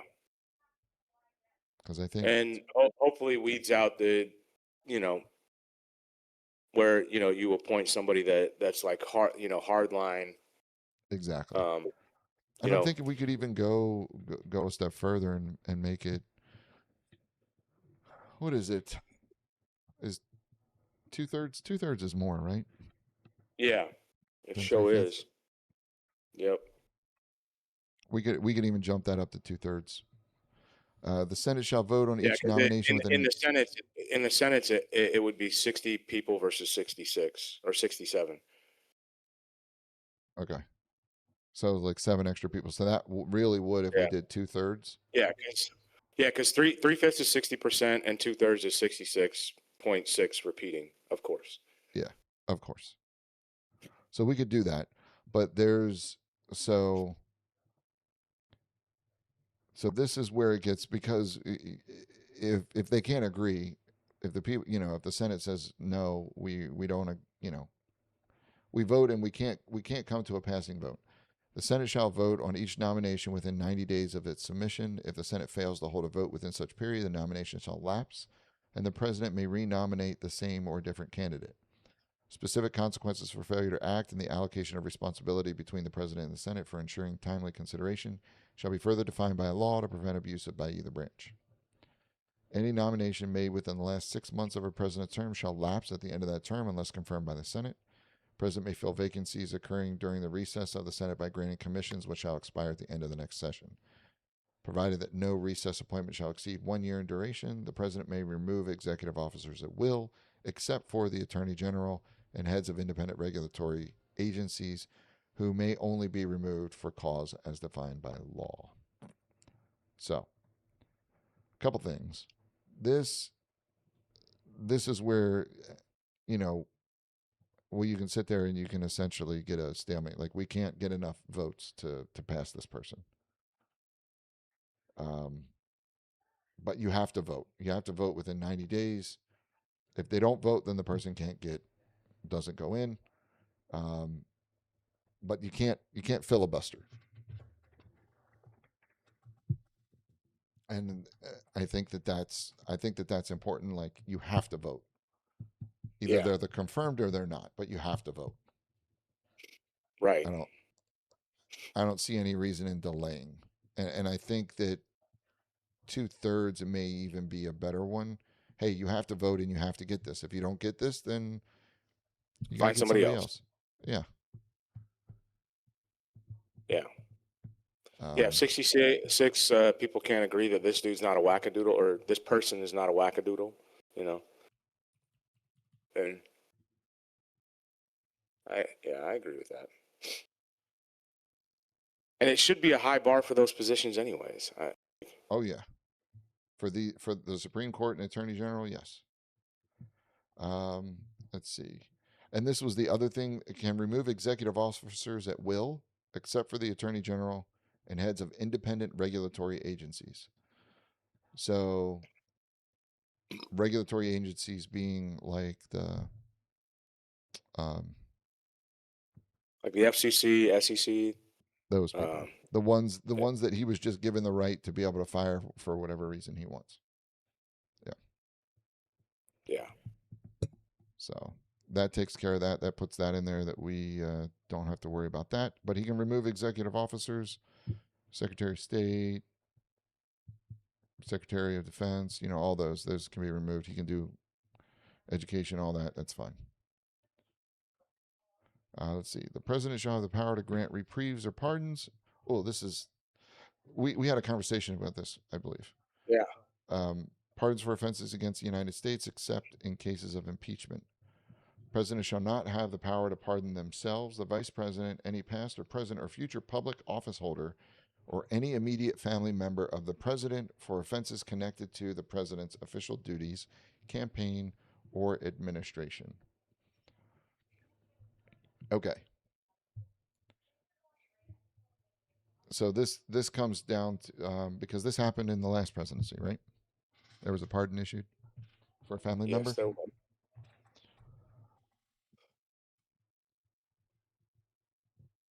Yep. Indeed, there was. So what this does is this limits the president cannot pardon a family member for offenses connected to the president's official duties, campaign, or administration.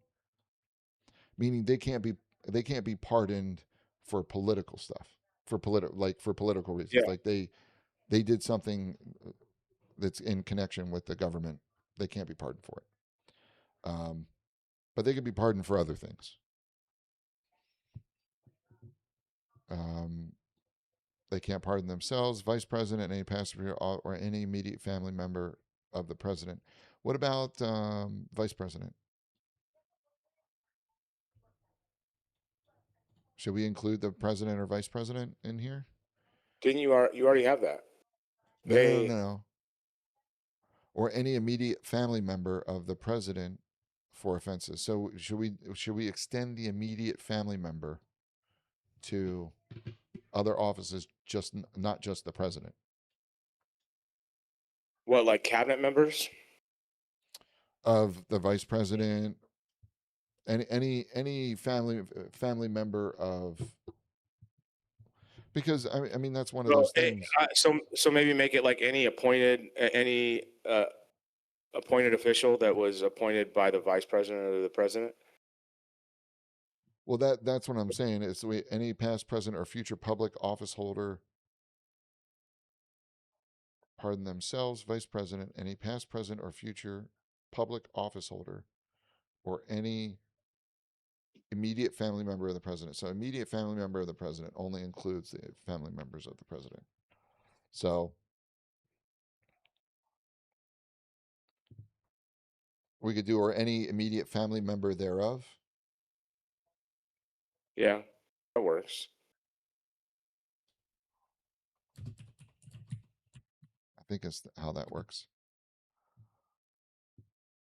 For offenses connected to the president's official duties. No pardon, commutation, or reprieve shall be granted during the period between a presidential election and the inauguration of a successor. That means you can't give pardons between election day, November 2nd, and when the new president's inaugurated. And none of that. Like if you're going to do it before the election takes place. Like none of this. Oh well, I'm not gonna. Well, I mean, I don't think we're gonna have to worry about it because you only get 6 years. You don't get reelected. So they're not. You're not gonna have people that are like, oh well, I'm gonna get reelected, so I'm not gonna give pardons now. If that Yeah, makes sense. yeah. So I mean, that kind of takes care of that. Yeah. President shall be immune from criminal prosecution by the government or any state during the term in office for official acts performed within the scope of their duties, but shall not be immune from prosecution for unofficial or personal criminal acts. Any statute of limitations on crimes committed by the president shall be extended by the duration of their term. Factual basis for any potential prosecution shall be reported to the House of Representatives to facilitate potential impeachment proceedings. If the Civil Liberties Oversight Board finds credible evidence of a felony involving the president or high executive officers, it shall refer the matter to the Attorney General, shall have the full authority to investigate and prosecute such matters independent of the Department of Justice's usual chain of command. Mm. And I think that the reason that is in there is because of the fact that the president appoints a lot of the Department of Justice. Well, and he appoints the attorney general, and the attorney general is the basically the CEO of the Department of Justice. Yeah.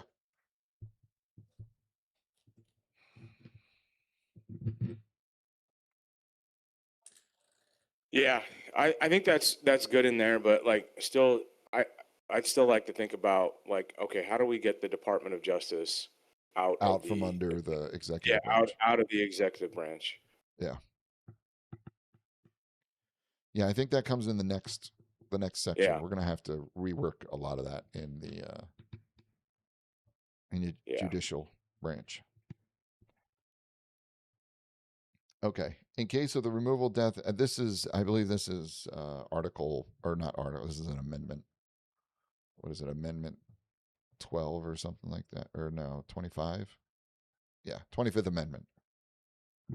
This is basically the 25th Amendment.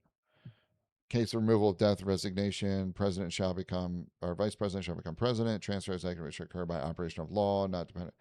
This is pretty much the lawful result of a president upon its final certification approved in Article 1, Section 4 shall be binding, not should be subject to delay, suspension, refusal, or effect except by judicial review, conducted in accordance with this Constitution.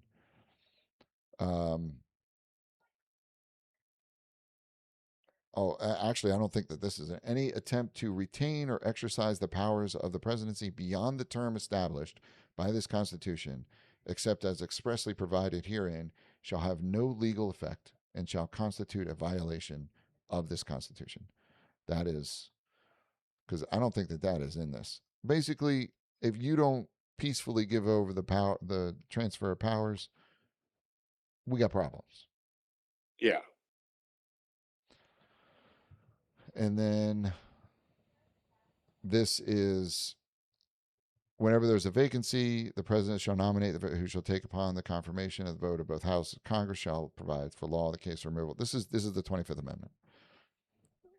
Congress shall, which is the whatever of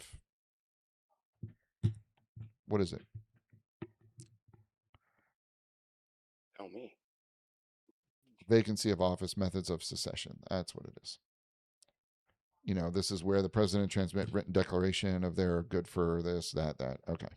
I don't have any problem with this. I don't know if you do the 25th Amendment. No, I think I'm good here. Yeah, it needs to be in here, but Yeah. If the yeah. president contests this declaration, Congress shall decide. The president transmits a declaration of no inability there to resume powers unless Congress within 21 days determines 2/3 votes of both houses. The president is unable to just charge the duties of office. Okay. Okay. So I think this is where we get. So if you look at the last section, right, section 4, this is about impeachment. This is what section 8 is. President, Vice President, and all civil officers of the United States shall be removed from office on impeachment for and conviction of treason, bribery, or higher crimes and misdemeanors, or breach of public trust. House of Representatives shall have the sole power of impeachment by majority vote, setting forth specific articles stating violations of public trust or law. Senate shall have the sole power to try all impeachments.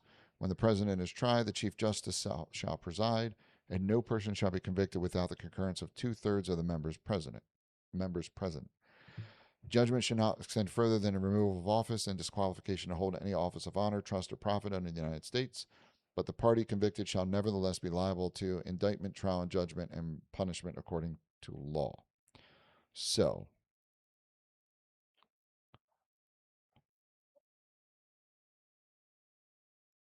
Okay.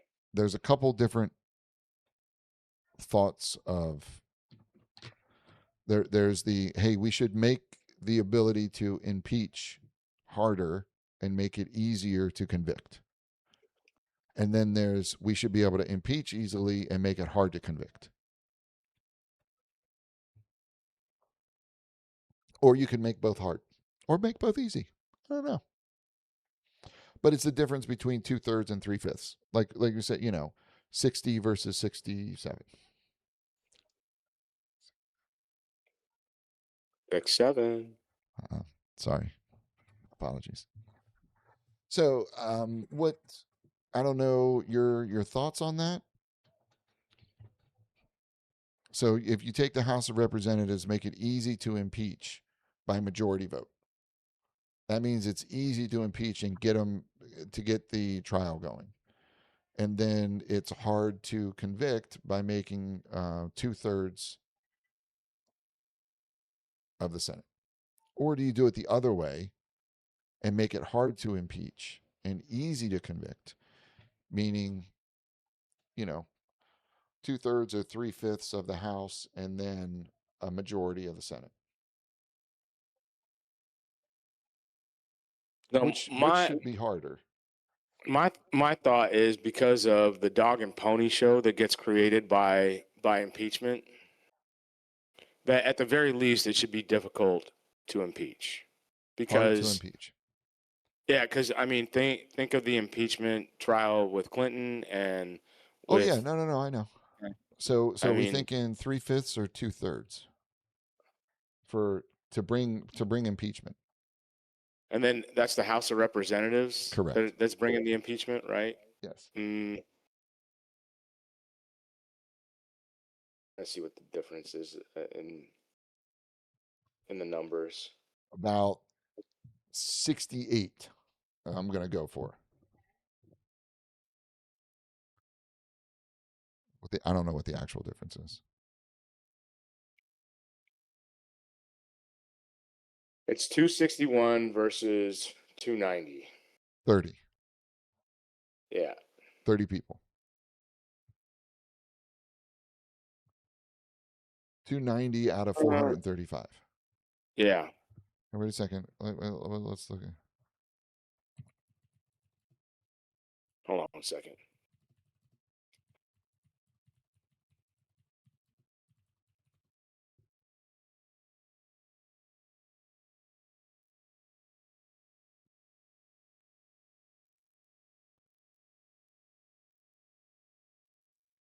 So 218 is the current.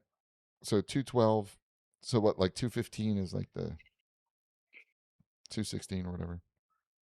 But the Republicans have the majority, Okay. and there's 4 vacancies.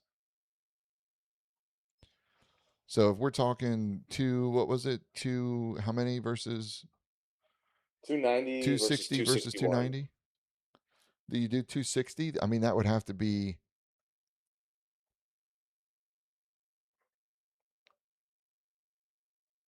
Yeah, I think so. Hold on, my dog's going nuts over here. I'll be right back.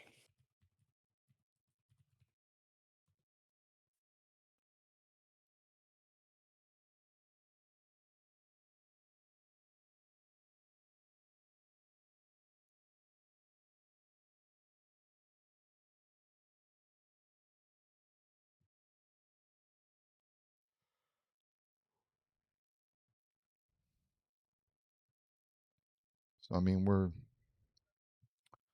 so if we make it harder to bring impeachments, right now it's by simple majority is all that's required for impeachment is simple majority. So if we change that to what? Let's. I mean, we could do 3/5.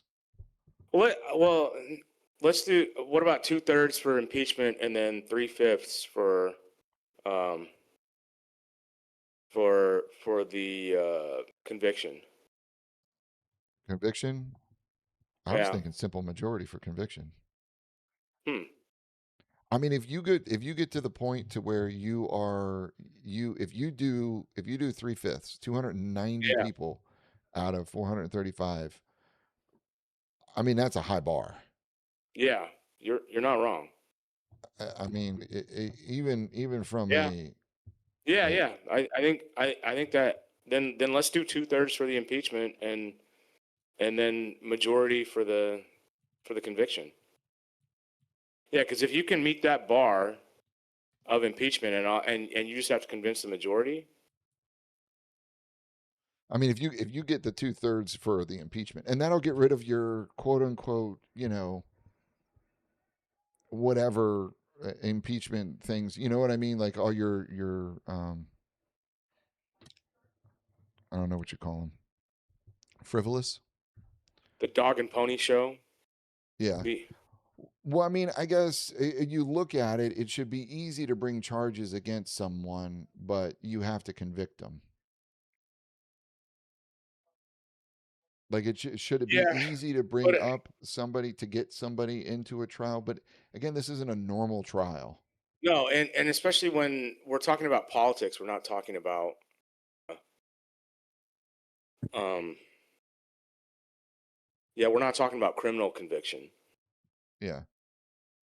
Yeah, and when there's so many political levers and different things that are going through people's minds, like to where I mean the when Democrats impeached Trump, they knew that they couldn't get the votes Yeah. for a conviction. So it's like, well, but they did it anyways, because why? Because you want to waste everybody's time, or you think that politically you're going to gain something out of this? Like that?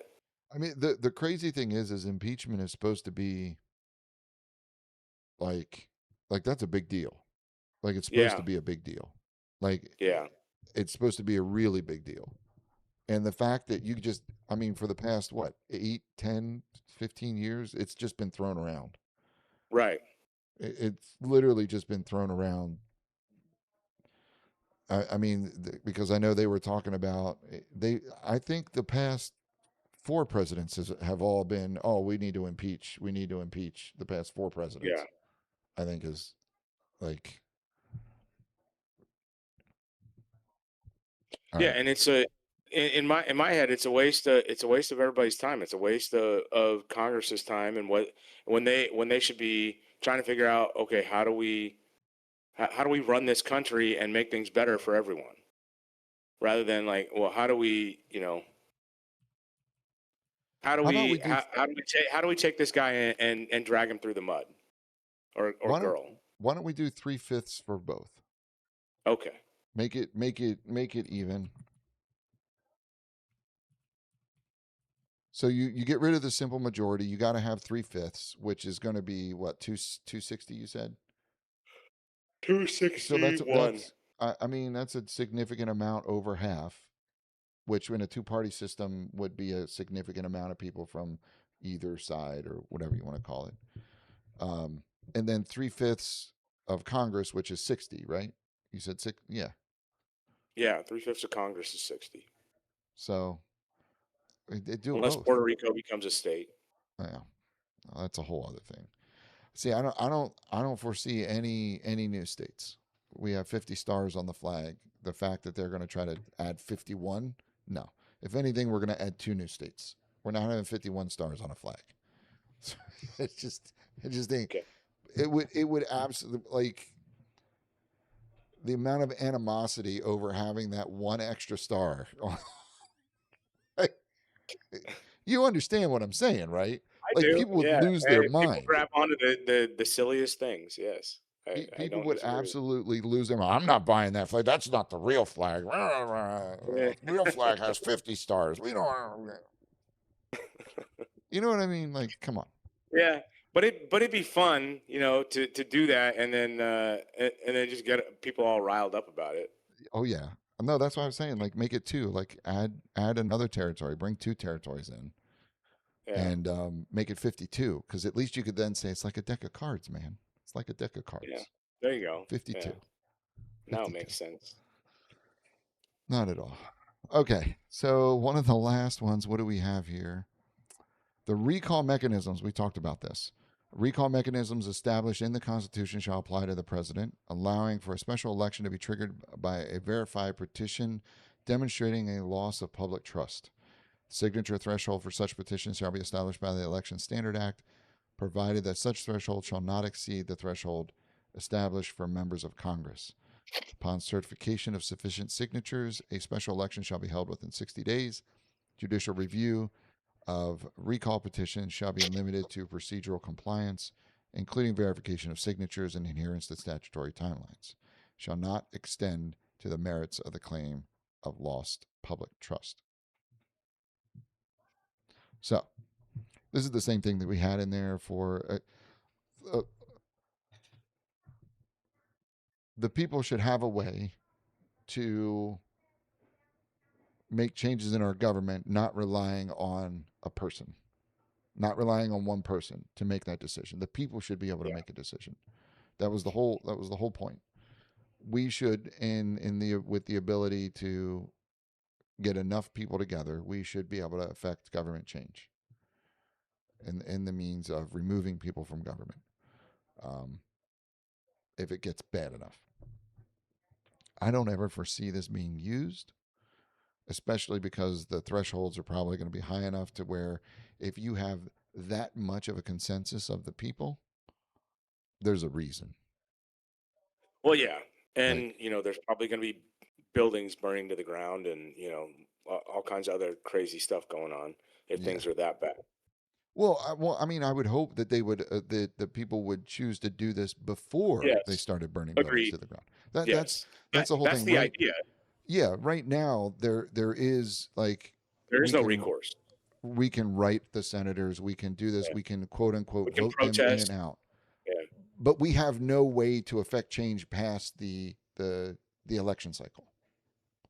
yeah, Like we are beholden to the election cycle, the 2 years or 4 years or whatever it may be. And then even from that aspect, because senators are only every whatever, and same way with the House of Representatives, they're on a rotation. Like there's no good way for us to affect change in any meaningful aspect as constituents if we want to organize. So this yeah, is the hey, let's not burn it down just yet. right. We still have one option left. And that's Yeah, sort of like the last ditch effort. Hey, yeah. this is what It's we one got. last escape hatch. Yeah, One last one. Yeah. And if this doesn't work, burn it all down. I mean, come on. yeah. If we can't get this, yeah, have at it, guys. So that is Article 2. There's a Nailed couple it. changes that we need to do in there, a couple things we need to look at, but I think we overall have a decent framework to go through. Um, is there anything that you can think of that you would want to add and or change? No, I think I think we hit it pretty well. I mean, I'm sure there's stuff in there or stuff not in there that we haven't thought of, or Oh something yeah, that needs to be added.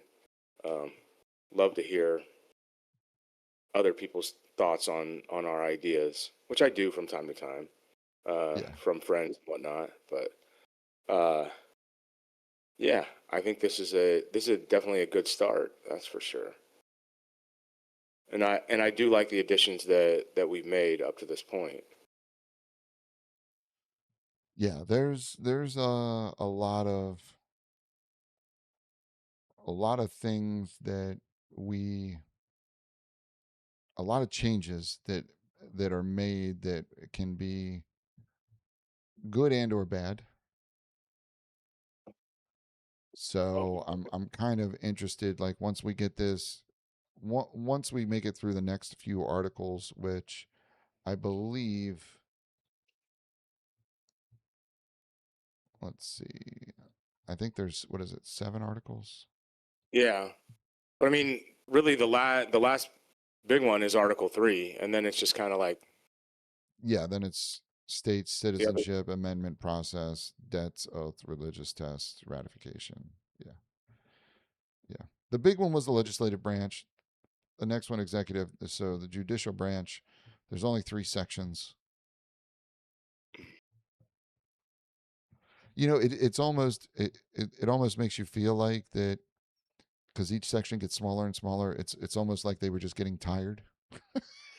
Could be. As they went on, they're just like, "Come on, guys, come on, can we just get through Yeah, this?"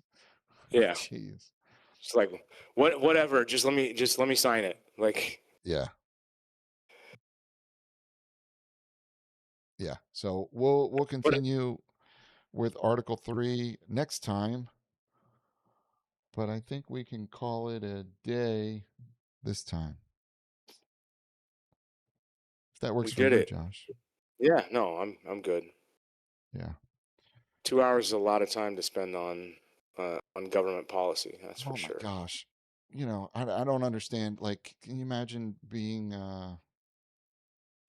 Locked in that room with no AC for what was it, like a months? month? It was like I don't know. It was like 8 weeks or something. I don't know, something crazy. Yeah, Let's see how.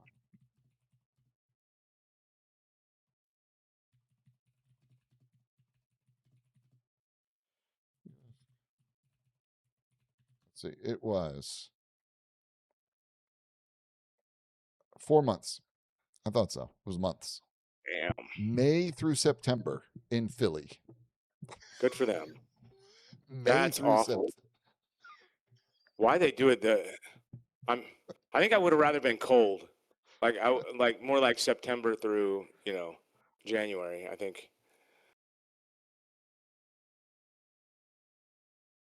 would have preferred Okay, anyway. so it started on May 14th, but it took 2 weeks. It officially started on May 14th, but it took 2 weeks for an efficient number of people to arrive. Over the Mm, hot summer months, 55 delegates debated how to structure the national government. They met on 89 of the 116 days. that's a lot. In late July, the convention recessed to allow the Committee of Detail to compile their debates into the first written draft.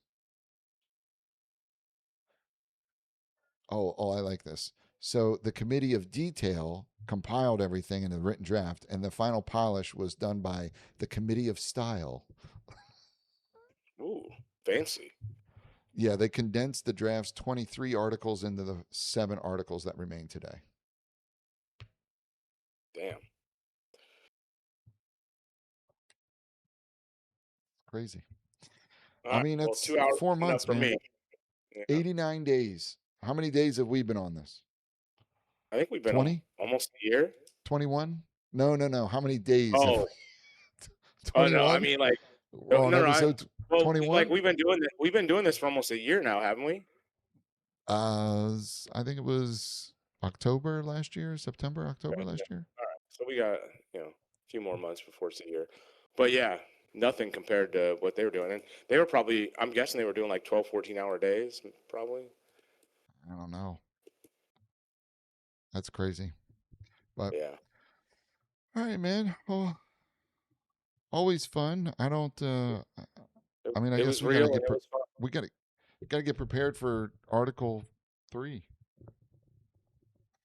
All right, let's do it. judicial branch. I don't even know what we're gonna do. We'll have to go through and we'll review and see what changes were made. But I'm interested to see who did what for the different ones for the different political Oh, spectrums. yeah. Gotcha. Yeah, I'm interested to see if they even changed anything. Yeah. So, but all right. Well, you enjoy the rest of your fourth. I'm gonna try to You as, enjoy the rest you as or well. fifth. I'm gonna try to Yeah. enjoy the rest of my weekend, All right. and we'll continue. I believe next weekend, Yeah. the 12th. We'll see you next time. Make good choices. That's my line, isn't it? No, be kind to yourselves and each other out All there. right. Thanks, everybody. And Josh wants you to make good choices. I Yeah. don't.